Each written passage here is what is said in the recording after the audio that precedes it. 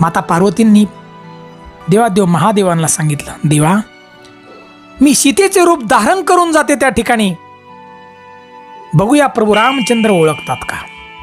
आणि त्याच वेळेस बघा देवादेव महादेवांनी माता पार्वतीला सांगितलं, देवी प्रभू रामचंद्र भगवान विष्णूचे अवतार आहेत, ते तुला नक्की ओळखतील. देवी पार्वती मातेंनी ऐकलं नाही, सुंदर असं हुबेहूब सीतेचं रूप धारण केलं आणि त्या बालाघाट परिसरात अधिमाया शक्ती पार्वती माता त्या ठिकाणी आली. बघा प्रभू रामचंद्रांच्या समोर, अहो प्रभू रामचंद्र आहेत ते भगवान विष्णूचा अवतार. प्रभू रामचंद्रांनी ओळखलं की आपली सीता नाही. आणि त्यावेळेला प्रभू रामचंद्र काय म्हणतात बघा, माता तू वेडी झालीस का, तुला ओळखलंय. आणि त्याच वेळेस मूळ रूपामध्ये पार्वती माता आली. आणि बांधवांनो त्या ठिकाणी बघा प्रभू रामचंद्र एडेश्वरी म्हटले, म्हणून मातेला एडेश्वरी माती म्हटलं जातं.